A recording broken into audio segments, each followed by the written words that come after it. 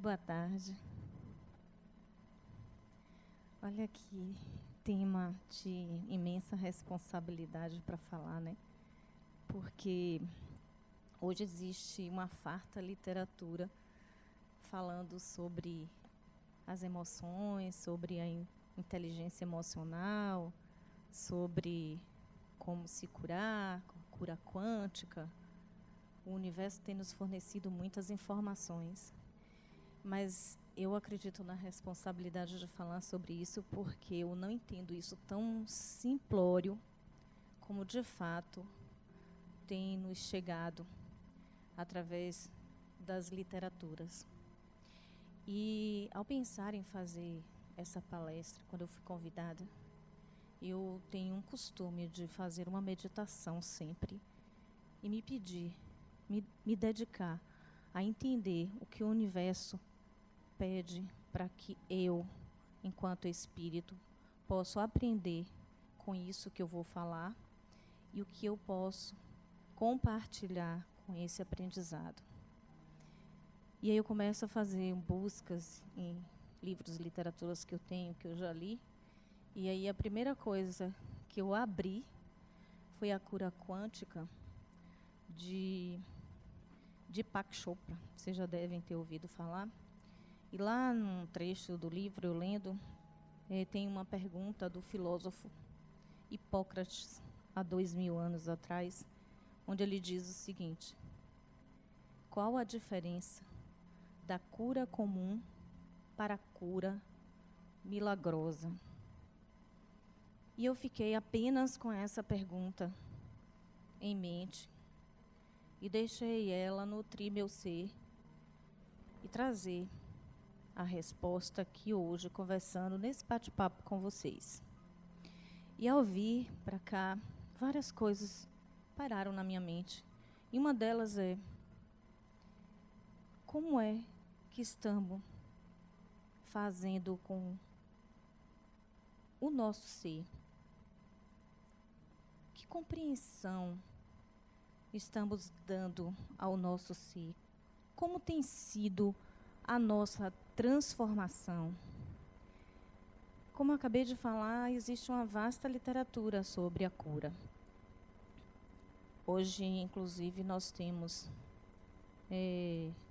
a psicologia transpessoal, que traz uma farta informação sobre como nossa mente interage no processo do nosso corpo. Mas como é que nós estamos fazendo essas transformações dentro de nós? Como conseguimos entender esse processo do que acontece nas nossas vidas? Será que paramos para refletir a cada instante nos processos que nos acontecem? Será que estamos atentos? Será que estamos só no externo ou paramos para ouvir o nosso corpo, o nosso ser? Como é que isso tem refletido na nossa cabeça? Na década de 60, 70, meados de 80, a medicina já vinha se debruçando a pesquisar as limitações das curas. E faziam pesquisas com ratos, com coelhos. E uma das pesquisas que eles fizeram com coelhos, eles colocaram uma pessoa que adorava animais, tinha uma estima muito grande pelos animais. E colocaram alimentos tóxicos para nutrir durante uma semana esses coelhos. E a pesquisa se surpreendeu porque, ao comer esses alimentos, automaticamente, num processo muito rápido, teria que acontecer o adoecimento desses animais. E eles reverteram essa situação. E sabem por quê? A pessoa que se dedicava a colocar esses alimentos tóxicos, ao abrir o ambiente onde eles estavam, ele acariciava os coelhinhos, ele brincava com os coelhos, ele dava amor a esses coelhos. E eles reverteram essa situação. E os estudiosos da academia que estava fazendo pesquisa ficaram impressionados quando eles descobriram que os coelhos reagiram ao alimento em função do amor que estavam recebendo. Então, imagine, eu fiquei pensando, quando eu li sobre isso, se os animais reagem ao amor que recebem com alimentos tóxicos que foi propositadamente colocado ali para que houvesse uma reação e um estudo de como essa toxicidade reagia no corpo deles, como é que isso funciona em nós, que somos racionais? É aí que está o X da questão. Será que estamos sendo racionais demais ou estamos sendo emocionais demais? Será que tratamos a vida com uma simplicidade muito grande, achando que tudo é o poder da mente e esquecendo de outras questões? Porque sim, o poder da mente é extremamente importante. Muito. Ela faz a diferença nas nossas células. Essa capacidade de agir e de interagir com o nosso universo interno, ele é muito importante. Mas ele não é tão simples. Não é sentar, meditar e imaginar a cura ou imaginar que algo envolve o nosso corpo e está fazendo a limpeza, que isso de fato acontece. Porque existe algo mais além. Existem muitas coisas entre o céu e a terra. É preciso que nossa mente entenda que o nosso processo vai além de uma única encarnação. É preciso que entenda que esse corpo, ele tem o DNA que a gente precisa, mas que possamos interagir com eles. Ele foi feito com nossas escolhas, porque o processo reencarnatório, existe uma reengenharia encarnatória, onde há as decisões dos processos que decidimos passar. E não é punição, não é karma, é a compreensão daquilo que entendemos que é para o nosso ser, para o nosso espírito, o crescimento. No entanto, as coisas não estão dentro de um quadrado. A vida, ela não é tão simplória. O fato de decidir pelo que passar não significa que estejamos engessados a isso. E é possível que se faça uma mutação, que se faça uma transformação.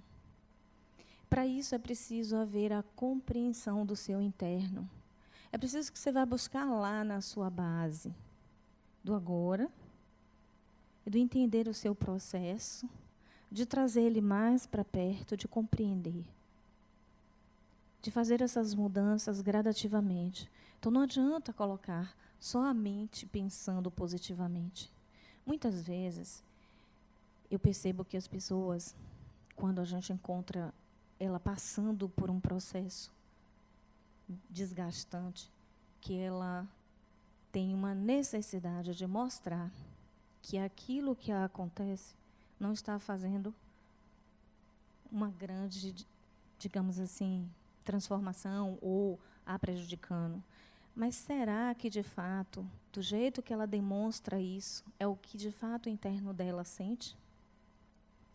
Então, existe uma incongruência entre a forma que a gente age, a maneira como queremos interagir com esse universo externo, a maneira como queremos nos apresentar na sociedade, no meio em que vivemos, e o nosso interno.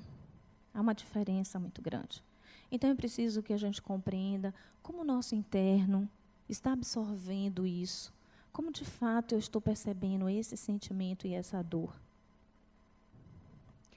As nossas células, ela tem uma comunicação com os complexos dos neurônios que dão informações no nosso cérebro. E já existem pesquisas médicas que dizem que os fatores estressantes existentes na nossa sociedade e que move o nosso ser, eles integram e interagem diretamente com as nossas células. De que forma é que eu estou interagindo com esses fatores estressantes? E esses fatores estressantes, eles estão ligados com a mente, o cérebro, o comportamento e os nossos sentimentos. É preciso que a gente entenda como é que eu interajo com o que eu sinto. Eu, de fato, coloco ele debaixo do tapete e escondo isso, mas no meu íntimo isso aquece as minhas células e transbordam algo interno diferente daquilo que eu tento mostrar externamente. Quando a gente passa a compreender esse nosso interno e perceber como nossas células estão reagindo e interagindo, aí sim, de fato, a gente pode atuar, trazendo alguns comportamentos que modificam essas células. Experiências médicas têm comprovado doenças terminais graves, pacientes ditos como terminais, que de fato fazem uma transformação. Mas a própria medicina se rende hoje a uma interrogação enorme de saber como aquele indivíduo fez essa transformação. Então, isso não é tão simples, mas é preciso que a gente entenda que a gente é capaz de fazer isso, que a gente é capaz de fazer essa transformação na nossa vida, que a gente é capaz de transformar as células que estão adoecidas em células sadias. Mas essa capacidade é preciso que a gente compreenda lá a nossa base. Não é só dizer que tem uma mente positiva, não é só fazer meditação e começar a envolver o seu corpo na luz e imaginar que isso está fazendo a sua cura, sem de fato você compreender o que lhe leva a este adoecimento. O que me levou a estar passando por determinadas situações no meu corpo físico? Será que eu tenho essa compreensão? Essa compreensão só é capaz de ser entendida se eu me debruçar a compreender a mim mesma. Como eu faço as transformações na minha vida? Será que eu percebo que eu fiz transformações na minha vida? Imagine que na trajetória nossa, se a gente parar para lembrar, em cada período, a cada 5 anos de sua vida, como foi que eu me portei, que momentos estressantes eu vivi ali, como eu reagi, como eu interagi, e o que de fato ficou limpo para mim, ou que eu ainda trago para este caminhar do aqui e agora, do hoje. Será que eu tenho isso claro? Será que a gente percebe isso? A gente não faz essa faxina. E para que, de fato, a gente comece a atuar nas nossas células, não é só a mente positiva. Não é só meditar, sentar e imaginar que vai limpar o seu corpo e curar, se você não só tiver a capacidade de compreender lá 5 anos, 10 anos, 15 anos, 20 anos atrás, o que trouxe a quem eu sou hoje. Como eu me comporto hoje e como eu fiz essas mudanças. Essas mudanças que eu fiz, que consequências elas trouxeram para o meu caminhar? Será que de fato eu limpei meus medos, minhas culpas, meus julgamentos? E sabemos que esses fatores estressantes, eles causam danos à nossa saúde. E a própria medicina e hoje a psicologia sabe, os consultórios estão cheios. Fatos externos têm ocasionado e muito adoecimentos do corpo, como divórcios, separações, brigas entre casais, briga entre família, o desemprego, situações emergenciais, essa sociedade que a gente vive. Agora eu estava vindo para cá, tá pista paralela toda engarrafada, estava tendo uma blitz lá no início, na Bonocô, ônibus que estavam sendo assaltados, policiais. Então, imagine essas pessoas que convivem nesse ambiente altamente estressante. Com o tempo, como é que isso vai interagindo nas nossas células? Que medos vão causando e que vai me adoecendo sem que eu perceba? Como é que eu posso fazer a transmutação desse processo? Essas emoções fortes, elas interagem diretamente com as nossas células e é preciso que a gente saiba equacioná-las, é preciso que a gente saiba discernir primeiro que elas existem, porque quando negamos que algo causa o adoecimento e imaginamos que o adoecimento está no físico exclusivamente, e a gente deve ter a compreensão de que só passa para o físico aquilo que deixamos adormecido no nosso perispírito, na nossa áurea, na nossa energia de movimento. Quando isso se acumula como uma base grande, sendo processado incessantemente entre a consciência e a inconsciência, ela transgride e vem para o nosso corpo físico. Porque esse inconsciente, ele se comunica com o nosso consciente o tempo todo.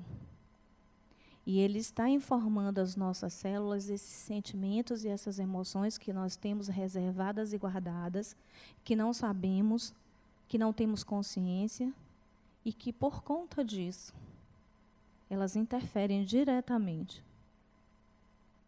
nas causas existentes.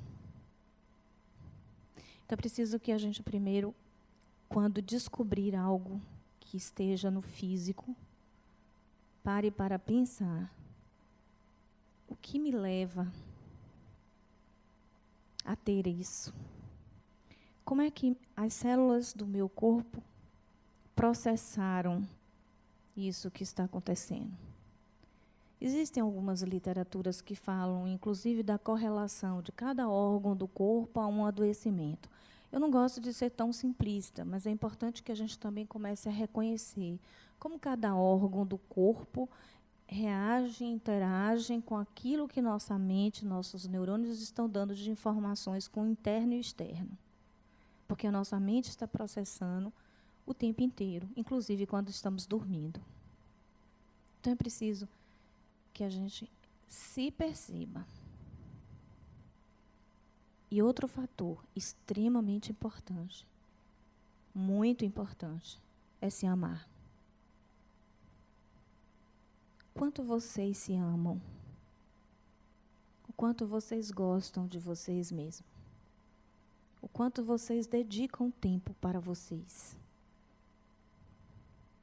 Que tempo eu tenho para mim?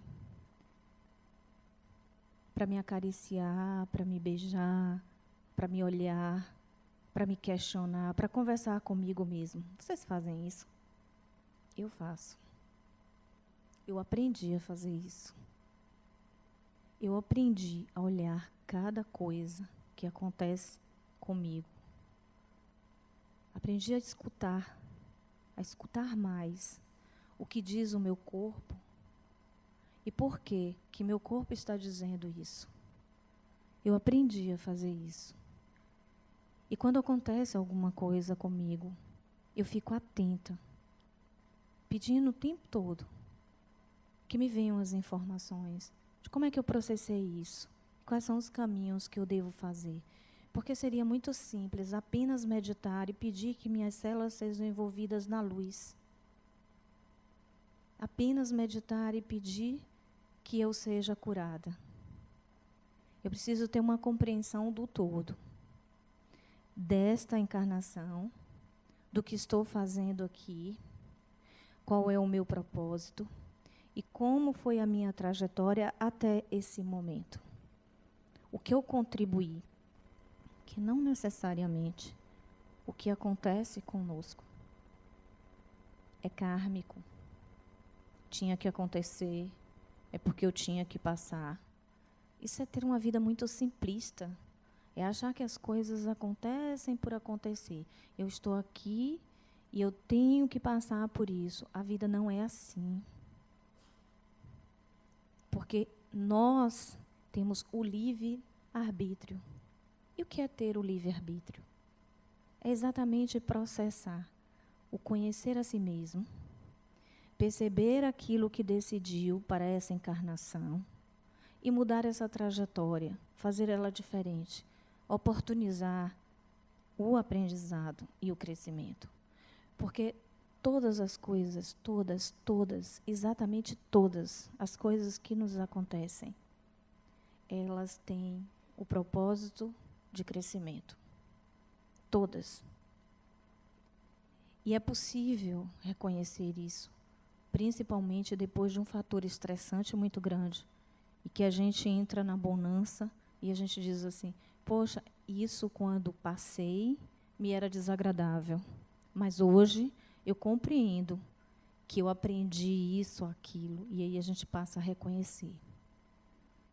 Mas todas as coisas, exatamente todas as coisas, todas as pessoas, tudo que nos acontece é para um aprendizado. Porque a reencarnação é uma oportunidade de crescimento. Nós estamos sempre voltando para que a gente possa burilar o nosso ego e ir lapidando ele e aprendendo a lidar consigo mesmo. E o grande aprendizado nosso é se reconhecer, se perceber, ter o autoconhecimento. Isso é o mais importante. O autoconhecimento é algo de extrema importância e de suma importância para a vida de todos nós. Se você se autoconhecer, você pode ir mudando a sua trajetória, inclusive do adoecimento, inclusive da cura.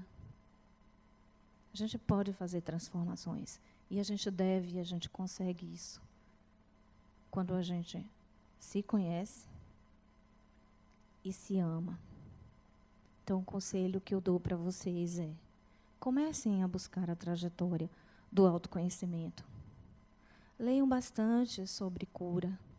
Existem muitos livros bons sobre a física quântica. Aqui nessa casa nós temos a ULI. Acredito que tem alguns de vocês aqui que são alunos. É um aprendizado que não tem dimensão para falar do crescimento espiritual e do conhecimento de si mesmo. Porque nós não somos só essa matéria. Ela é apenas fornecido para que possamos nos manifestar nessa vida e oportunizar o nosso aprendizado. Então, podemos manipular essa matéria? Sim, e devemos. Ela está à nossa disposição. Mas como fazer isso não é tão simples. Mas é possível de compreensão. É possível de ser feito. Então, o conselho que eu dou para vocês é amar e se autoconhecer para buscar a cura. A cura do seu ser, da sua alma. Porque esse corpo, ele pode não ser curado, mas se a sua alma é curada, a sua trajetória continua, porque este corpo é perecível, ele é fornecido apenas para o seu aprendizado. E ainda assim, essa doença, o que quer que seja que nos aconteça, ela é para que possamos refletir sobre a nossa responsabilidade de ser e de estar encarnado. Uma boa noite para vocês. Muito obrigada.